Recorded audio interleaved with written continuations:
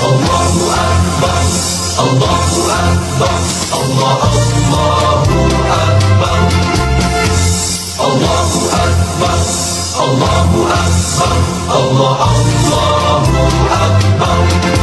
Salam ilahi menuntut kesatuan, maju serta membela kebenaran untuk negara, bangsa dan kemakmuran. Allah tegakkan, Allah tegakkan. Assalamualaikum warahmatullahi wabarakatuh. Innal hamdalillah nahmaduhu wa nasta'inuhu wa nastaghfiruh. Wa na'udzu billahi min syururi anfusina wa min sayyiati a'malina may yahdihillahu fala mudhillalah wa may yudlilhu fala hadiyalah. Asyhadu an la ilaha illallah wahdahu la syarika lahu wa anna Muhammadan abduhu wa rasuluh.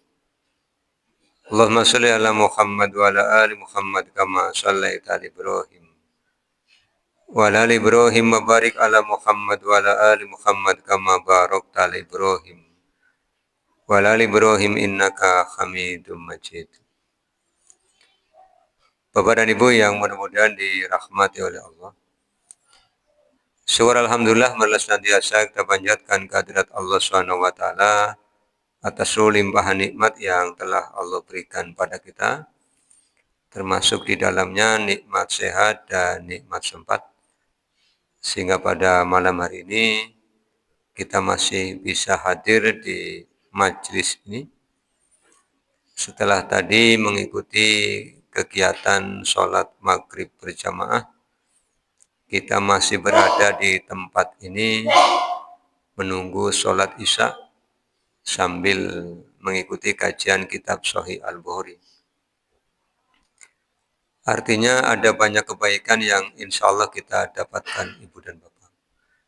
Sebagaimana yang sudah kita kaji pada hadis-hadis terdahulu, Rasulullah SAW menyampaikan orang yang selesai sholat tidak meninggalkan tempat sholatnya, menunggu waktu sholat berikutnya, dimintakan ampunan oleh para malaikat, dimintakan rahmat oleh para malaikat selama dia belum berhadas. Ditambah kita sedang mengikuti kajian, berarti kita hadir di majelis zikir, juga disaksikan oleh Allah Subhanahu wa taala. Mudah-mudahan menjadi jalan kemudahan kita mendapatkan surganya Allah Subhanahu wa taala.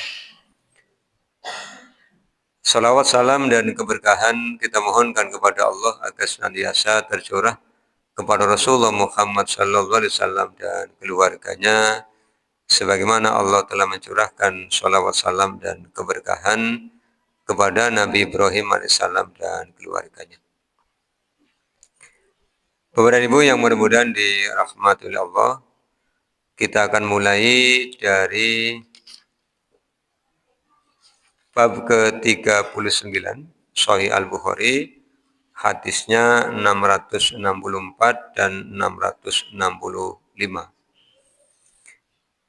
Imam Al-Bukhari memberi judul Babu haddil maridi ayyas hadal jama'ata. Babu bab haddil maridi, batasan sakit, ayyas hadal jama'ata, untuk menghadiri sholat jamaah. Dengan bahasa lain, sakit seperti apa yang mendapatkan keringanan sehingga boleh meninggalkan sholat berjamaah. Jadi yang diberi keringanan adalah orang yang sakit atau ada ilat yang lain. Nanti kita kaji di bab 40. Bukan karena sehat, terus sakitnya sakit yang obatnya susah. Apa Bapak Ibu? Sakit sungkan, itu kan sakit yang obatnya susah. Obatnya kansa, sungkan kudu dipaksa. Ya. Kita mulai dari hadis 664. Hadatsana Umar bin Hafs bin Giyasin, telah menceritakan kepada kami Umar bin Hafs bin Giyas, qala dia berkata, hadatsani abi, telah menceritakan kepadaku bapakku. Qala dia berkata, hadatsana al-A'masyu, telah menceritakan kepada kami al-A'mas, an Ibrahim dari Ibrahim, anil Aswadi dari al-Aswad, qala dia berkata, kunna adalah kami inda Aisyata radhiyallahu anha, di sisi ibunda Aisyah radhiyallahu anha. Fazakarna, kemudian kami menanyakan al-muwadobata ala sholati, menjaga sholat, wa ta'dhima laha, dan mengagungkannya. Ini yang bertanya adalah Al-Aswad. Dia muridnya Ibunda Aisyah, menanyakan bagaimana sih Rasulullah SAW di dalam menjaga waktu-waktu sholat dan mengagungkan sholat. Menjaga itu berarti mempersiapkan diri sehingga waktu sholat tidak terlewatkan. Jangankan terlewatkan, tidak mendapatkan awal waktu, itu bagi para sahabat adalah satu kerugian. Makna dari wa ta'dhima itu berarti sholat menjadi sesuatu yang mendapatkan prioritas utama. Maka kalau ada iklan, Bapak Ibu ya, ada iklan itu tulisannya, hidup itu hanya menunggu waktu sholat, kerja hanya selingan, katanya iklannya begitu, kerja selingan sambil menunggu waktu sholat. Karena memang hidup itu hanya dua pilihannya, mengerjakan sholat atau disolati. Ketika kita masih hidup, kita mengerjakan. Ketika sudah meninggal, nanti disolati. Jadi menunggu untuk mengerjakan sholat atau menunggu untuk disolati. Maka sholat itu adalah at-ta'dhima laha, sesuatu yang diagungkan, sesuatu yang mendapatkan perhatian khusus, prioritasnya. Kemudian mendapati pertanyaan ini, bagaimana jawaban Ibunda Aisyah? Qalat, dia berkata, lama setelah marido Rasulullah SAW, Rasulullah SAW sakit, marodohul ladzi mata fihi, sakit yang menjadi sebab beliau meninggal dunia. Kalau kita membaca sirah Nabawi, biografinya beliau baginda Rasul, kita hanya akan menjumpai informasi Rasulullah sakit beberapa kali, Bapak dan Ibu. Artinya beliau adalah orang yang fisiknya paling fit, paling sehat. Yang sudah kita kaji di Sahih Al-Bukhari, Rasulullah pernah sakit karena terjatuh dari kendaraan, sehingga sikil aiman, pinggangnya itu sakit. Kemudian yang kedua, ketika beliau pulang dari perang Uhud, ini juga sakit karena luka, terkena lemparan anak panah, sehingga ada gigi beliau yang tanggal, lepas gitu ya. Kemudian yang ketiga ini, ketika beliau menjelang wafat. Jadi kalau diberi usia 63, sakitnya hanya 3 kali, itu kan menunjukkan fisiknya begitu kuat ya, begitu fit. Orang yang paling sehat adalah Rasulullah SAW. Nanti bisa dicari bagaimana kiat-kiatnya, Bapak Ibu ya. Fahadaratis sholatu, kemudian datang waktu sholat. Fa'udzina, kemudian dikumandangkan azan. Faqala, kemudian Rasulullah bersabda, muru Aba Bakrin, perintahkan Abu Bakar, fal yusalli bin nasi, supaya dia sholat dengan orang-orang. Jadi ketika beliau sakit, kemudian sudah dikumandangkan azan, Rasulullah memerintahkan kepada Ibunda Aisyah untuk memerintahkan bapaknya ya Abu Bakar agar ngimami fal yusalli bin nas. Mendapatkan perintah ini, Ibunda Aisyah kemudian usul kepada Rasulullah, kepada suaminya. Faqila lahu, kemudian dikatakan kepada Rasulullah. Jadi Aisyah disuruh Rasul, kalau bahasa sini, kayak bapak ini tundang kon ngimami. Ya, Pak. Ya kalau terjemah sininya kan begitu. Bapaknya Aisyah atau mertuanya Rasul. Malah jawabnya gini. Inna Aba Bakrin rojulun asifun. Inna sesungguhnya Aba Bakrin, Abu Bakar, rojulun seorang laki-laki asifun. Asifun itu sangat peka, sangat lembut, sehingga mudah terenyuh.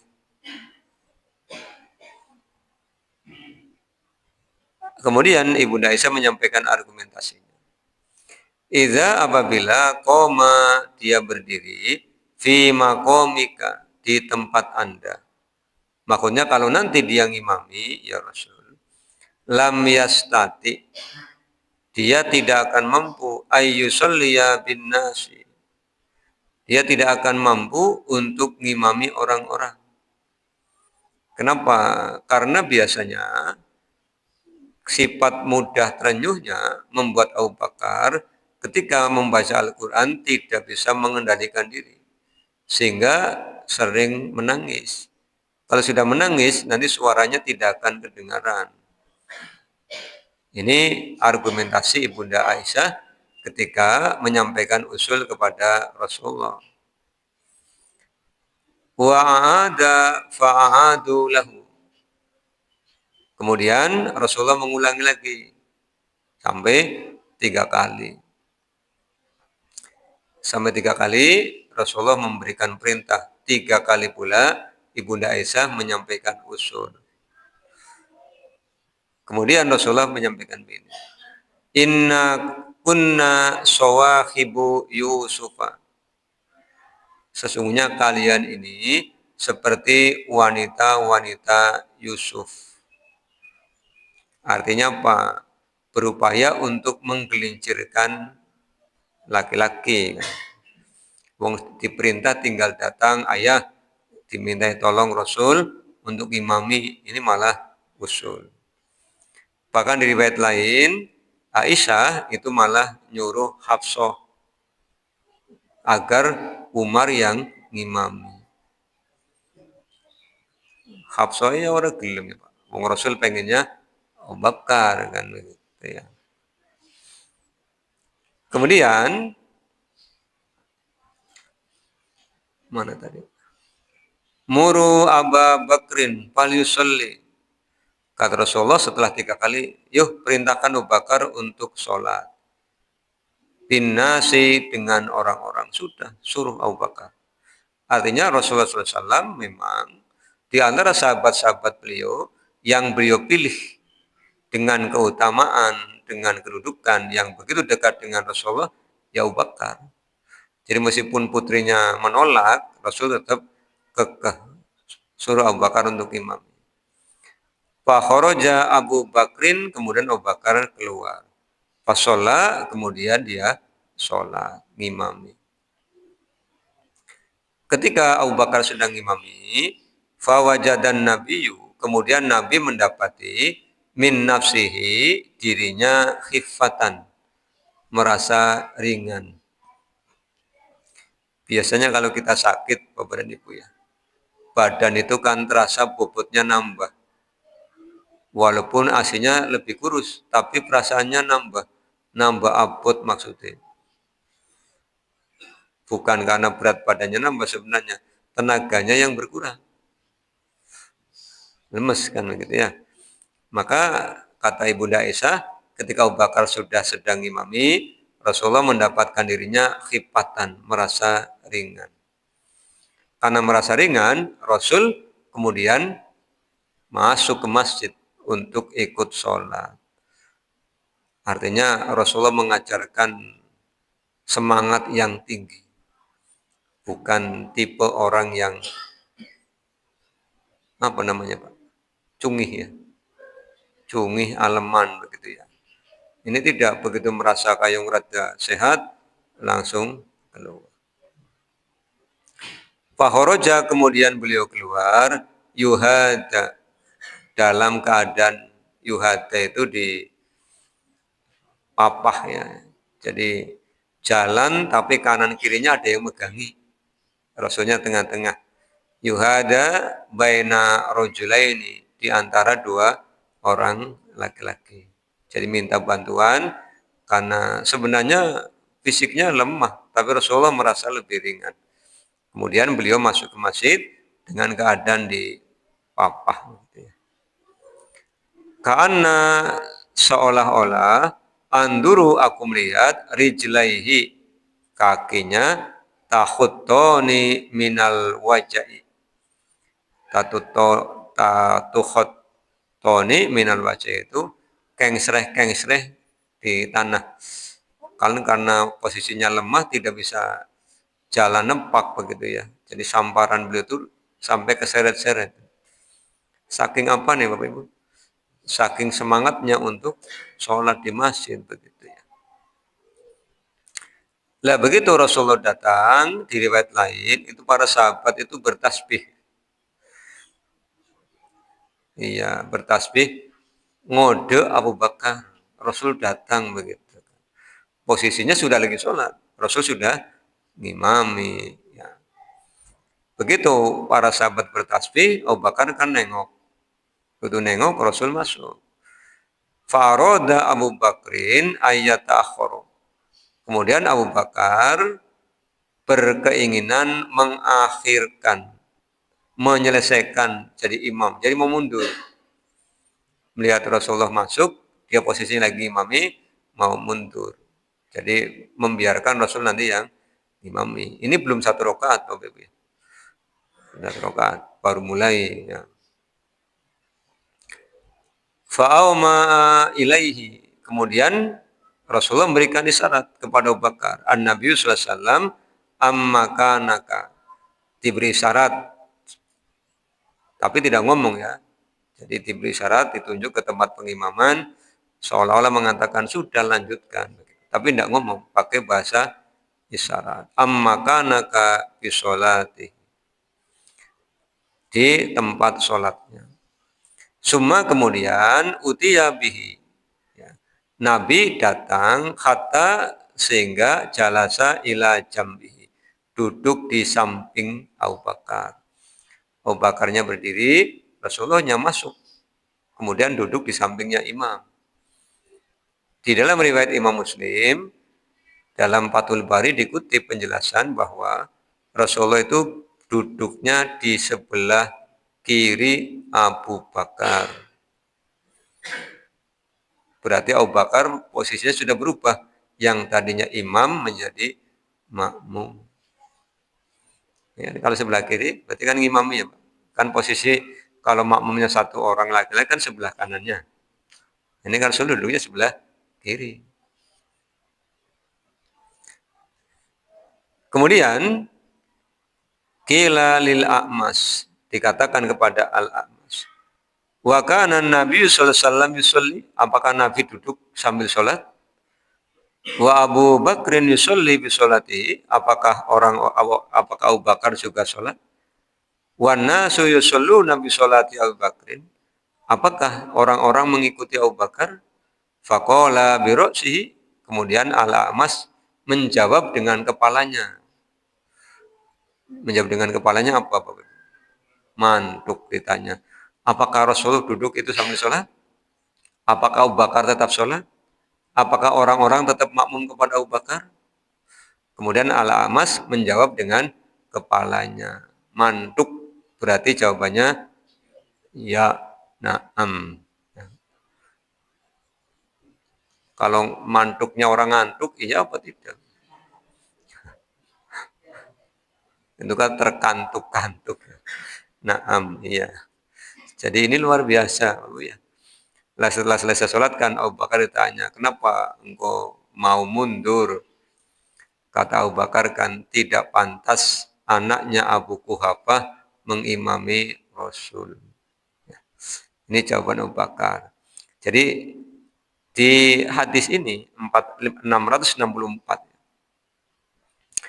pelajaran yang pertama itu Rasulullah SAW telah memilih Abu Bakar dibandingkan sahabat-sahabat yang lain. Ini menunjukkan bahwa Abu Bakar memang punya kedudukan yang istimewa. Bahkan ketika Rasulullah mau hijrah, Abu Bakar kan bolak-balik minta izin. Kata Rasulullah, bersabar ya, barangkali nanti ada yang menemani kamu hijrah. Sampai kemudian turun perintah hijrah dan yang menemani Abu Bakar adalah Rasul. Apa dibalik? Abu Bakar menemani Rasul. Rasul yang menemani Abu Bakar karena Abu Bakar yang bolak-balik minta izin untuk hijrah. Kemudian yang kedua, pelajaran di sini. Ibunda Aisyah itu menyampaikan usul. Karena berdasarkan pertimbangan pengetahuan beliau, ayahandanya beliau Abu Bakar itu orang yang asifun, orang yang sensitif gitu ya. Sensitif ketika membaca ayat-ayat yang sifatnya ancaman, nanti mesti menangis. Kan sensitif itu macam-macam tipenya. Ada sensitif tersinggungan kan ada ya. Kayak wong sensitif nemen ya, orang kena kesenggol atine itu kan berarti tersinggung. Ada yang jadi sensitif itu maknanya beda-beda. Tapi Abu Bakar itu sensitif, orang yang sangat peka, ya, sangat lembut hatinya. Sehingga Ibunda Aisyah menyampaikan usul. Artinya dalam hal ini Ibunda Aisyah menyampaikan pendapatnya. Tetapi Rasulullah sebagai seorang nabi, sebagai seorang rasul punya pertimbangan sendiri kenapa memilih Abu Bakar.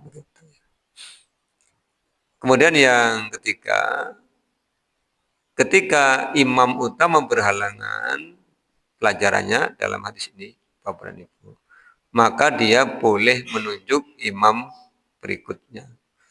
Seperti di Masjidil Haram itu kan imam utama, kemudian di belakangnya imam-imam cadangannya. Begitu ya. Barangkali nanti tidak menyelesaikan sholatnya, itu sudah siap. Sehingga sebenarnya kalau kita jamaah itu ya diatur tertib. Imam, kemudian di belakangnya imam pengganti. Jika ada.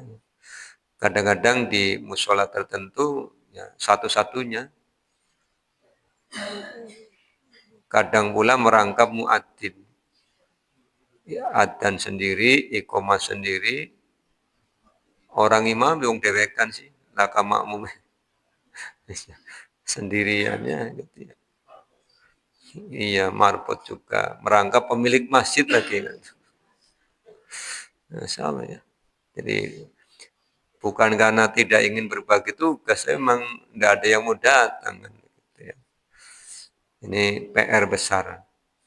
Di era kita orang bersemangat Bapak Ibu untuk membangun masjid, tapi setelah jadi kurang semangat untuk memakmurkannya. Jadi kalau tak pikir-pikir kayak orang bangun keranda. Iya, kalau dalam satu RT rundingan ini kalau ada orang meninggal, kita bolak-balik pinjam keranda tidak enak. Bagaimana kalau kita buat Bapak Ibu? Oh ya siap, iuran siap ya. Begitu kerandanya jadi tawari siapa yang mau pakai? Tidak ada yang mau. Malah ngomong monggo Pak RT duluan tidak apa-apa kan ini. Ya jangan seperti itu ya. Kalau keranda memang tidak ada yang mau ya wajar. Semua orang pengennya hidup. Tapi kalau masjid sudah dibangun, apalagi kadang dibelani, infak melibatkan banyak orang, sudah megah, ya, dimaksimalkan. Itu boleh mendelegasikan tugas imam ketika imam utamanya memang tidak bisa melaksanakan tugas karena suatu halangan. Kemudian pelajaran berikutnya, seseorang yang menjadi imam di hadis ini boleh memutuskan untuk berhenti ketika imam utamanya datang. Tapi kalau dipraktekkan sekarang ya jadi perkara ya Pak. Bisa nih imamnya mundur gitu. Ini karena yang datang Rasulullah ya. Rasulullah. Abu Bakar kemudian mundur. Rasulullah imami. Akhirnya yang terjadi apa? Abu Bakar makmum kepada Rasul, orang-orang makmum kepada Abu Bakar. Rasulullah sholatnya sambil duduk, Abu Bakar sambil berdiri. Nah orang-orang karena makmum kepada Abu Bakar, sholatnya sambil berdiri. Itu luar biasa pembelajarannya. Kemudian yang berikutnya, pelajaran yang bisa kita ambil. Rasulullah SAW mengajarkan kepada kita, beliau memilih untuk mengambil ketentuan yang paling ketat. Padahal karena sedang sakit. Kalau sakit itu kan diberikan rukhsah untuk tidak jamaah ke masjid. Tapi beliau begitu merasa ringan walaupun harus dipapah ya. Papah itu bahasa Indonesia apa Mas? Apa Bu? Papah itu nanti jadi mama. Digandeng. Digandeng gini. Kalau di papa itu kan ditunda. Angel ya. Di pedang. Ya Jawa mana.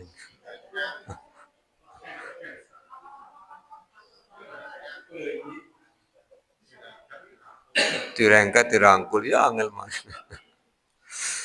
Ya, PR Bapak Ibu ya. Nanti dipikirkan di pedangnya bahasa Indonesia apa ya? Sudah masuk bahasa Indonesia? Di papah itu. Nanti dilihat di KBBI. Itu Rasulullah memilih untuk tetap datang ke masjid dalam keadaan yang seperti itu ya. Ini menginspirasi kita, Bapak Ibu. Kemudian ini dalam riwayat Abu Dawud ya. Abu Muawiyah. Wazada Abu Muawiyah dalam riwayat Abu Dawud an Syu'bah anil A'masi ba'dahu wazada Abu Muawiyah. Jalasa an yasari Abi Bakrin. Rasulullah duduk di sebelah kirinya Abu Bakar. Fakana Abu Bakrin yusolli iman. Abu Bakar tetap sholat sambil berdiri. Kemudian muncul pertanyaan, siapa yang tadi apa Pak?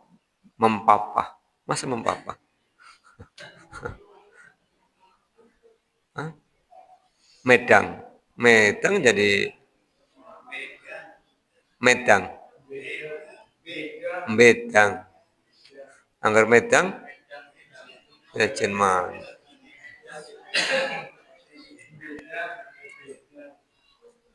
Ya. Ya. Siapa yang bedang itu? Mempapah Rasulullah. Yang cerita adalah Ubaidullah bin Abdillah. Dia berkata, qalat Aisyatu, Aisyah telah berkata, lama setelah sakulan Nabiyu, Nabi merasa berat. Wastadda waja'uhu, semakin parah sakitnya. Ista'zana azwajahu, beliau meminta izin kepada istri-istri beliau. Ayyumarrodo fi baiti, supaya beliau dirawat di rumahku. Ini teladan terbaik Bapak dan Ibu ya. Beliau seorang nabi, seorang rasul, seorang pemimpin kepala negara, begitu sakit, beliau tidak langsung tinggal di rumahnya Aisyah. Tetapi beliau meminta izin kepada istri-istri yang lain. Artinya tetap memuliakan para istri beliau. Tidak kemudian karena orang besar, penguasa, terus keputusan terserah gitu ya. Tapi meminta izin. Fa'azina lahu. Kemudian istri beliau mengizinkan.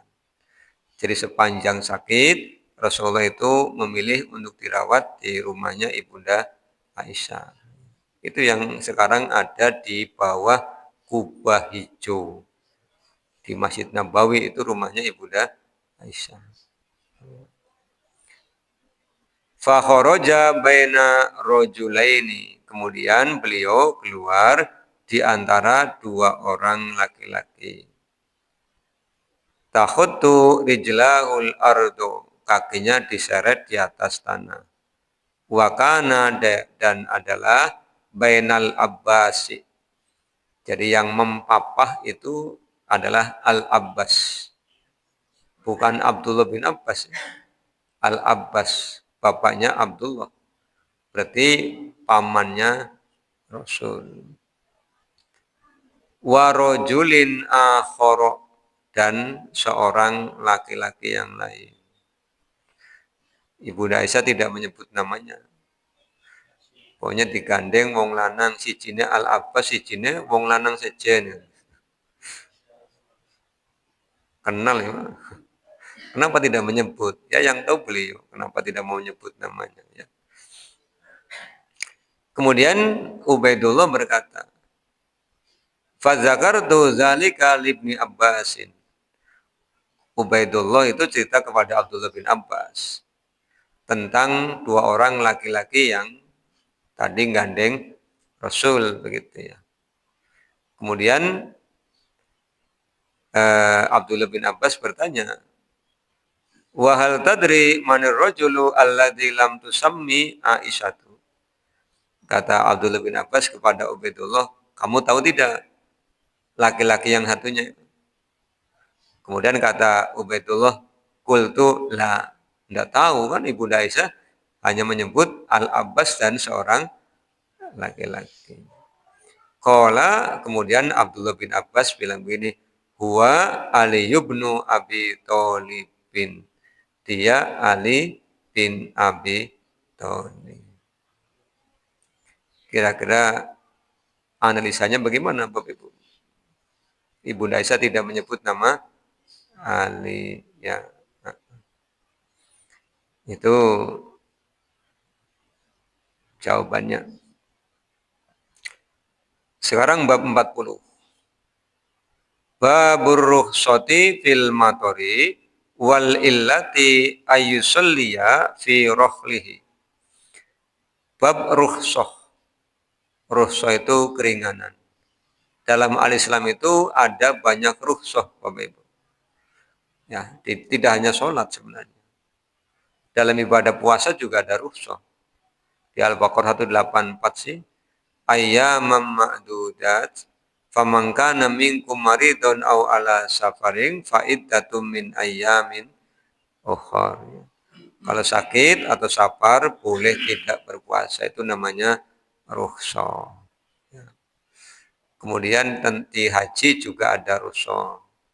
Itu orang yang berhaji kemudian hendak tahallul tetapi di kepalanya ada penyakitnya ya, atau sakit, maka ya boleh tidak tahallul tapi diganti dengan hadyu, diganti dengan menyembelih kambing begitu ya. Itu kan rukhsah. Dalam apa lagi? Paling banyak kayaknya sholat. Rukhsah itu paling banyak pada ibadah sholat. Ada rukhsah namanya jamak. Ada rukhsah namanya qasar.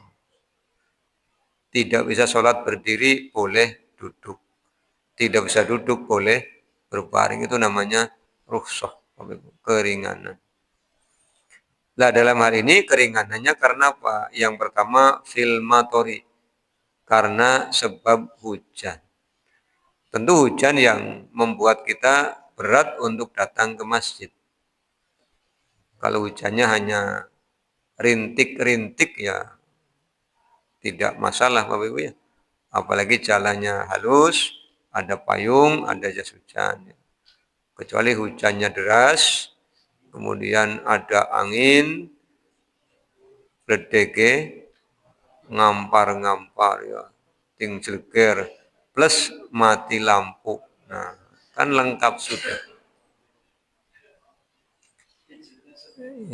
Lah kasing teka. Nggak apa-apa, anak muadzine dhewe kan nunggu di masjid.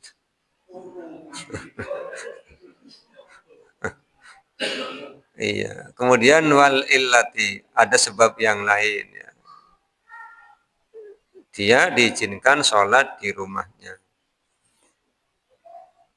Yang pertama 666, ini yang cerita adalah Nafi, muridnya Abdullah bin Umar. An-nabna Umaro azana bisolati fi lailatin. Bahwasanya Abdullah bin Umar azana, azan bisolati untuk sholat fi lailatin pada malam hari zati bardin, malam hari yang sangat dingin, warihin dan angin kencang. Sudah dingin, anginnya kencang. Apakah angin kencang jadi dingin? Summa kemudian kola dia berkata, ala ingatlah, sallu firrihali, sholatlah kalian di rumah. Jadi pada kalimat hayya ala sholahnya diganti dengan as-sholatu fi buyutikum. Ya, sallu fi buyutikum atau as-sholatu fi buyutikum atau as-sholatu fi rihalikum. Kalau al-baitu itu rumah dalam bentuk fisik, kalau ar-rihalu itu tempat tinggal artinya. Tempat tinggal. Jadi lebih kepada fungsinya ya. Suma kemudian kola dia berkata, kenapa Abdullah bin Umar melakukan itu? Dia punya argumentasi. Inna sesungguhnya Rasulullah SAW, Rasulullah SAW karena adalah ya'muru memerintahkan al-muazzina, muazzin. Muazzin itu ya orang yang azan ya Pak. Tapi kadang di kampung-kampung itu bukan menyebutnya muazzin. Bilal. Ki Bilalnya siapa ki? Gitu, ya. Karena memang muadzinnya Rasulullah adalah Bilal, sehingga kadang-kadang di jadwal khotib itu ada tulisan Imam Khotib Bilal gitu ya. Tidak menggunakan muadzin tapi menggunakan Bilal. Maksudnya ya muadzin. Ya sama dengan kita lah Bapak Ibu ya. Ketika kita menamakan sesuatu dengan merek yang pertama kali muncul. Iya. Bisa. Mereknya apapun ya kita menyebutnya dengan nama itu. Tapi dikasih merek lain pun tetap diterima. Ngomongnya apa, diterimanya apa gitu ya. Karena anggapannya itu adalah nama, padahal merek ya. Jadi kurang lebihnya seperti itu. Maka kalau berkunjung ke masjid-masjid yang masih di desa, kemudian ada nama Bilal ya tidak usah dipersoalkan. Tidak usah kemudian Pak ganti kudune muadzin. Mereka sudah memahami itu ya. Muadzin itu biasanya disebut dengan Bilal. Itu Muroki Bilali kalau itu namanya. Iya.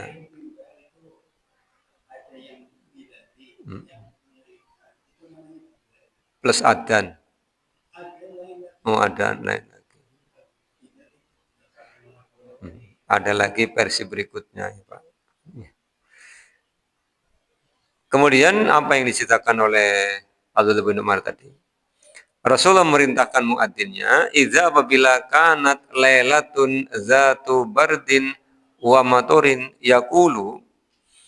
Ketika malam bardin dingin wa matorin dan hujan, yaqulu muadzinnya ngomongnya begini, "Ala sallu firrihali."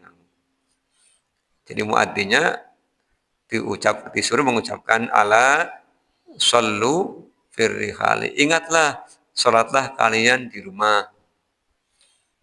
Itu perintahnya Rasul kepada Bilal. Kemudian begitu Rasulullah wafat, dilanjutkan oleh Abdullah bin Umar. Ini adzannya malam hari. Berarti kan kalau malam hari sholatnya Isya. Ya, sudah malam, dingin, hujan, anginnya kencang. Itu rukhsah untuk tidak hadir di sholat jamaah. 667 ini sudah kita kaji hadisnya Itban. Masih ingat Bapak Ibu? Seorang laki-laki yang dorirul basori, pandangannya mulai kabur. Antara tempat tinggal dia dengan masjid itu melewati lembah yang jika hujan lembahnya banjir.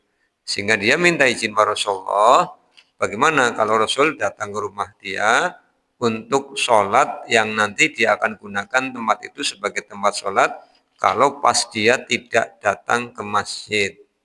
Dia itu imam, tapi karena tidak ada yang bantu untuk datang dan pandangannya sudah terganggu, minta keringanan. Kalau pas hujan ya nggak usah datang gitu. Tapi dia pengen tetap sholat di rumah. Tapi dia ngundang Rasul. Nanti Rasul sholat di mana, dia akan sholat di situ seterusnya. Itu rusuhnya. Kemudian bab 41. Bagaimana kalau hari Jumat? Babu hal yusolli al-imamu biman hadoro. Wahal yahtubu yaumal jum'ati fil matori. Bagaimana kalau hari Jumat, imam sudah datang. Kemudian ada orang yang datang. Apakah dia tetap ngimami, tetap khutbah dan ngimami, padahal hujan deras? Ini pertanyaan, tanda tanya. Kan, ya. Ini terjadi di era Abdullah bin Abbas.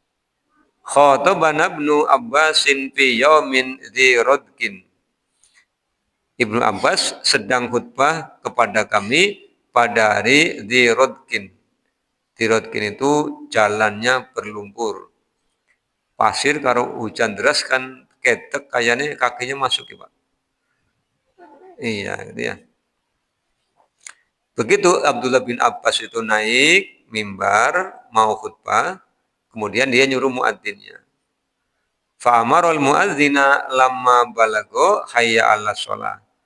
Ketika sampai pada kalimat hayya 'alas shalah, khotibnya ngomong begini, "Qul as-shalatu firrihali."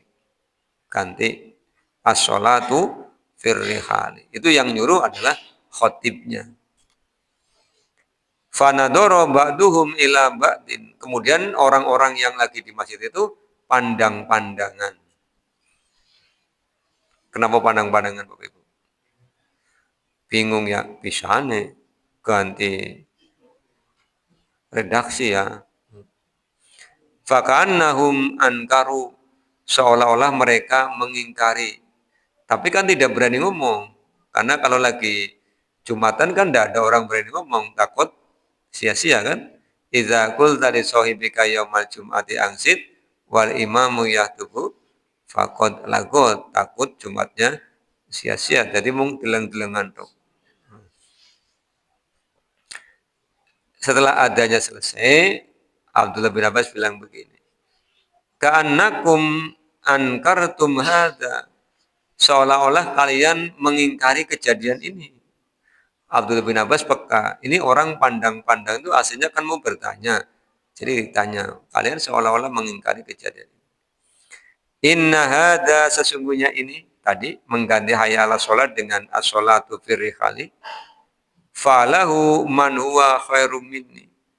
Pernah dikerjakan oleh orang yang lebih baik daripada aku, yakni an-nabi, ya nabi. Kemudian Abdullah bin Abbas menyampaikan alasan kenapa mengganti as-shalah apa tadi? Hayya 'alas shalah diganti dengan as-shalatu firrihali. Innaha asmatun. Sesungguhnya sholat Jumat itu asmatun, kewajiban. Wa ini, dan sesungguhnya aku tidak suka an ukhrijakum, membuat kalian keluar, fataji'una tadusunatina ila rukabikum. Aku tidak suka kalian datang ke masjid di jalan berlumpur sehingga lutut-lutut kalian terperosok. Itu alasannya. Ya, tapi kita di tempat ini ya tidak ya Pak. Wong jalannya tidak pasir ya. Iya, jadi sementara belum perlu untuk mengubah hayya 'alas shalah menjadi as-shalatu firrihal. Begitu? Bisa? Ya, ya, kita tutup dengan doa kafir majlis. Subhanakallahumma bihamdika asyhadu an la ilaha illa anta astaghfiruka wa atubu ilaika. Assalamualaikum warahmatullahi wabarakatuh.